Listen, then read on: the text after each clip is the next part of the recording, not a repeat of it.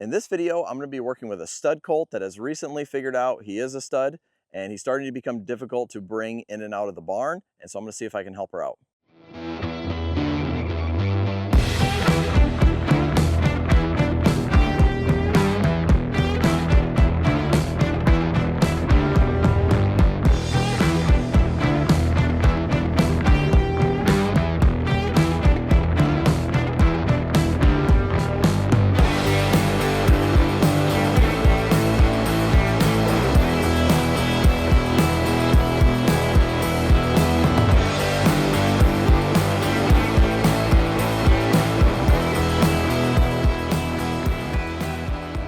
So just a little bit of background on this situation. So she trains horses for a breeder, and these are really high-end jumping horses.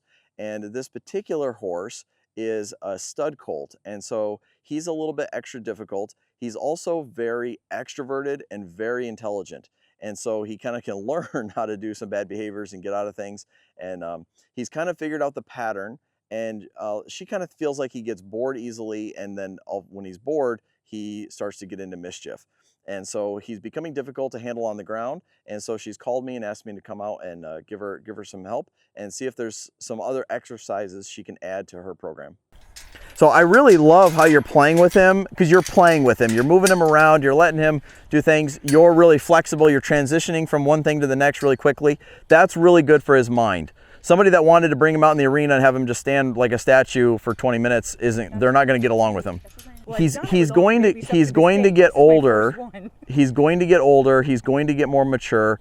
If he's getting ridden and in more riding work, that's going to help a lot of this, okay?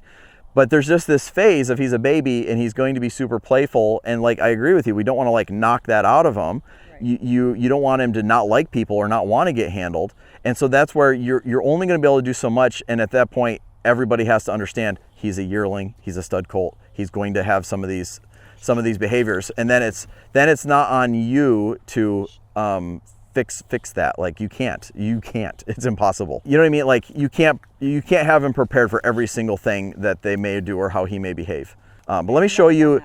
So the only exercise that I would like to see you do a little bit more with him. I like everything you're doing, so make sure you're hearing that I'm saying that. I really like your program and what you're doing with him.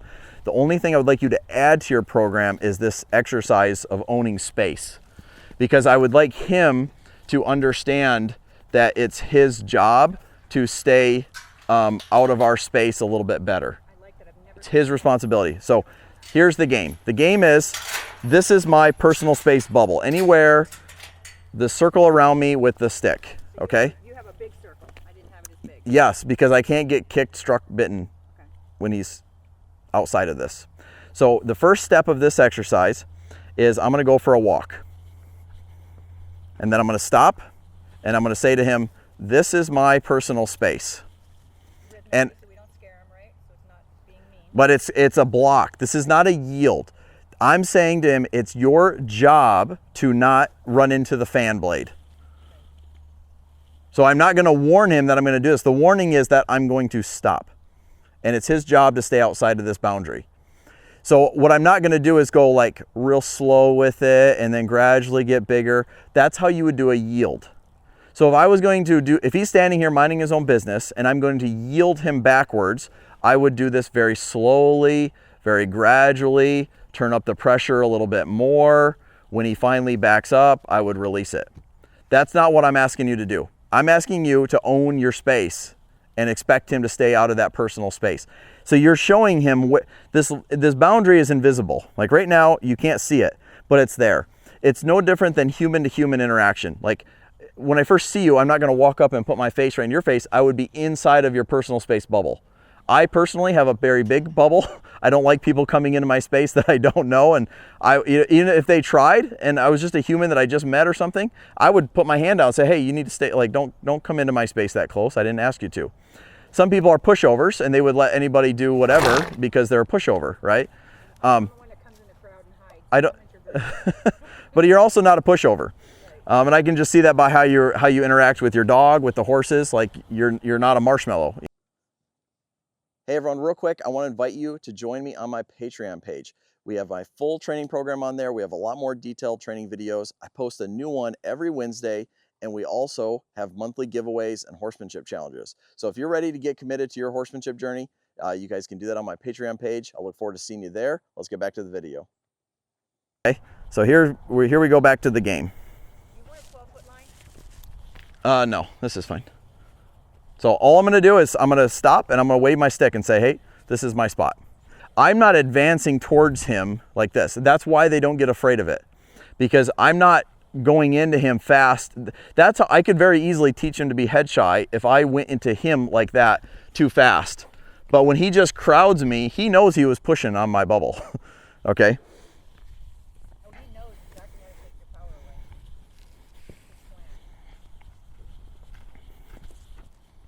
His plan. Ooh, so you saw that? So that was the first time that he honored my bubble. So there's no stick that gets involved then, okay?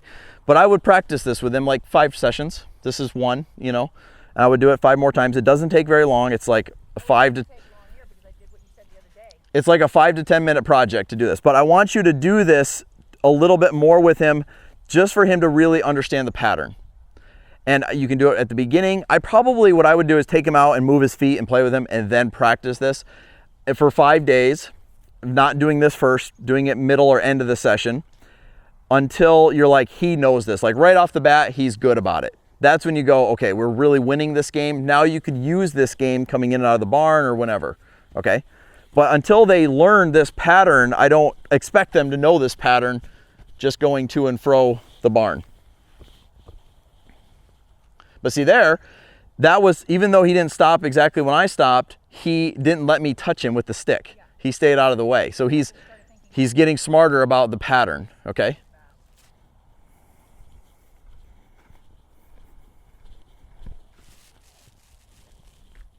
And I like to do this facing away. A lot of people argue with me about this because they think they're safer here. The problem is we teach horses to respect the space in front of us a lot. And very seldom do we teach them to respect this. And if you don't do this, this is a recipe to teach a horse to run you over or bite you from behind you. Yeah, because we haven't, exactly. But so it's not as dangerous though if we're already, like our head is on a swivel, we're ready to correct them. It's set up for success this way.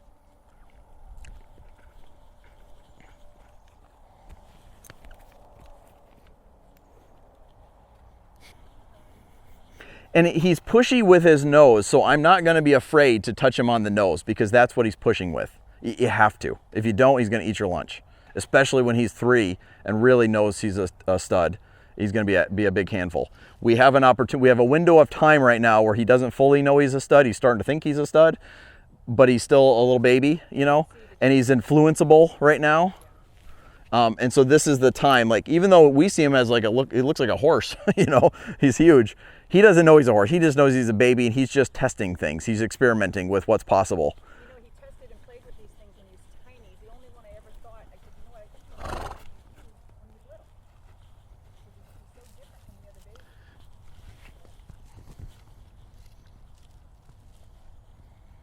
So this is another way you could play it, is backing up into him. If you do this, do it very slowly. So I stop and watch. I'm gonna move my feet very slow and I'm gonna expect him to maintain that distance.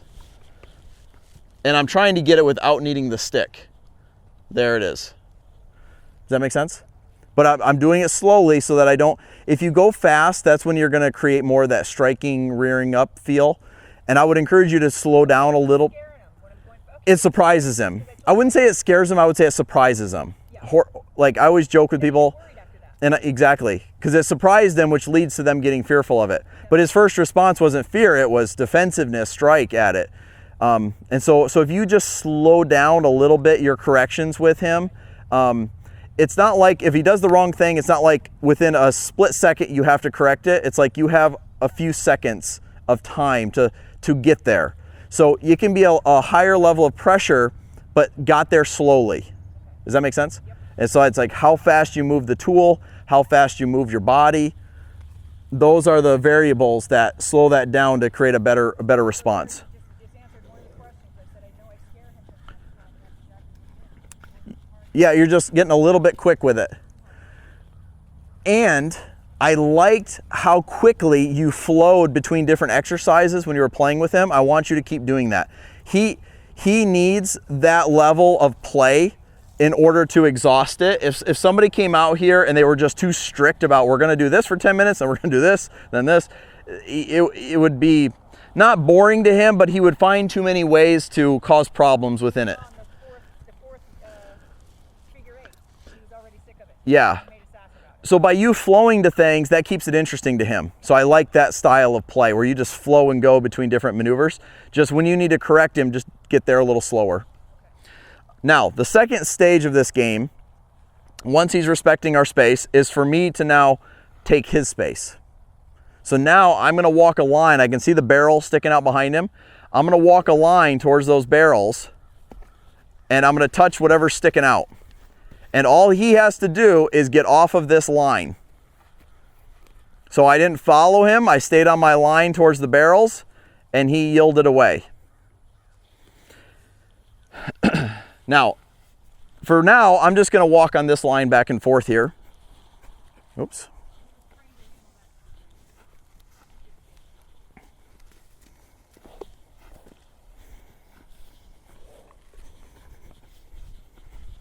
And when I do this, I'll walk a little bit quicker just to keep it a little bit interesting. Okay, so now he's settled, he's on the line, I can see the panel. So I'm picking a target beyond him, and that's what my focus point is. And then I'm gonna move my feet slowly, and I'm gonna wave the stick on that line. And all he has to do is be somewhere else. And you can move the stick vertically or horizontally, whatever gets him off that line.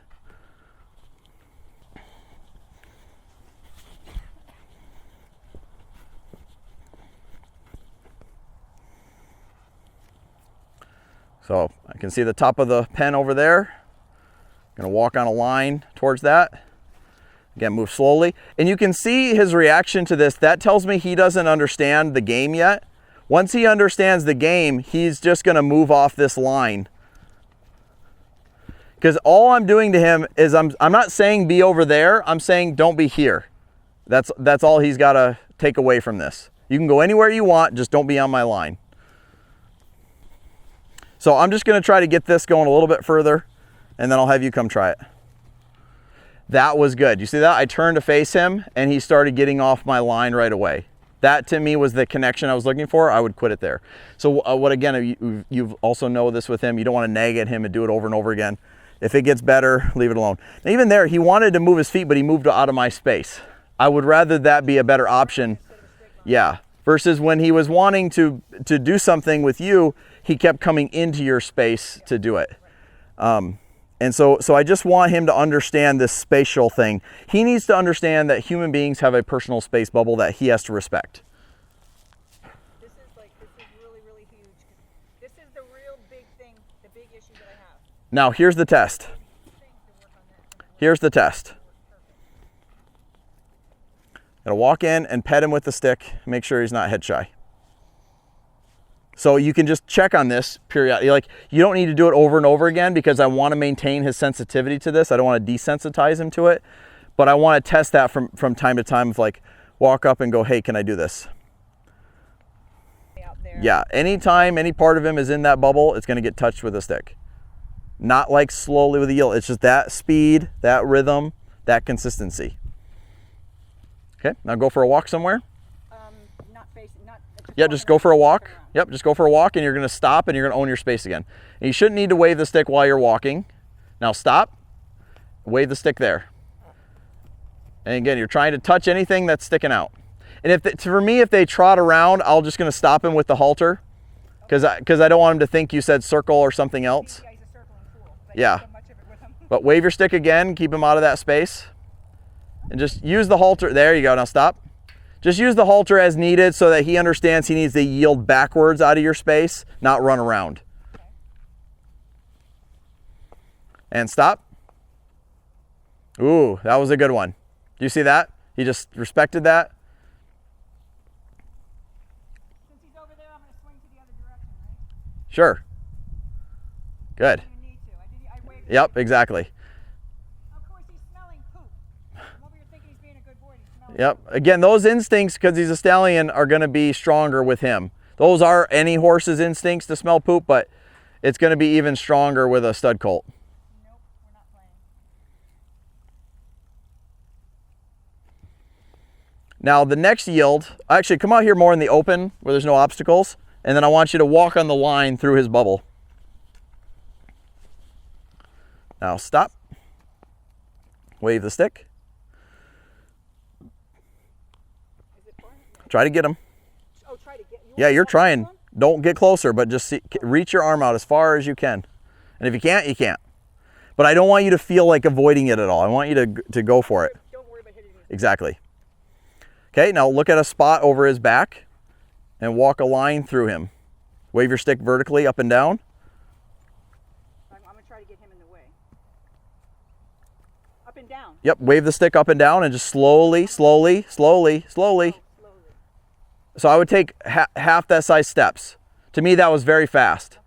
I would do it even slower because I also don't want you to get kicked when you do this. Like if you put them in a bind by moving too fast, it can bother them.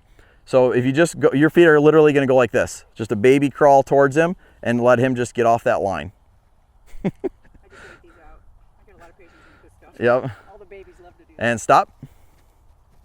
Beautiful. Now you don't need to wave it if he stops. Okay. Now turn, pick a line, and slowly walk on that line. Let him go wherever he wants as long as he gets off that line. Beautiful. Beautiful. Isn't that nice? Yeah. Now, Especially with him. by day 5, my expectation is you don't need to wave the stick. Say you're the him and I'm you. When you go like this and you got that focus feel on in your eyes and your belly button, when you start walking, I'm gonna expect him to leave out, just like another horse pinning their ears. If they leave out when they pin their ears, they're not gonna try to bite or kick. They're like, oh, they got out of the way. If they don't get out of the way, that's when they go to biting and kicking, right? Yeah, because we see the two horses, Yep. dominant horse, as soon as she decides to go over there, she just goes over there, everybody Yep. gets out of the way. So the thought I want you to have is do less first. So I'm not really gonna expect it today. Today we expected when we stop without waving the stick, he should stop. But tomorrow, the next day, you're gonna start expecting that when you turn to walk on that line, he gets off the line without even waving the stick. I wanna be the spot right here. Head towards me. Oh, Slow feet. going up and down. Slow feet, yep. Perfect. Very good, that's what I want. The side to side and Yep. up and down. Those two. This is the most direct conversation about who's in charge that you can have with a This horse. is what 100, almost 90% of why I called you here was exactly what just happened. Perfect.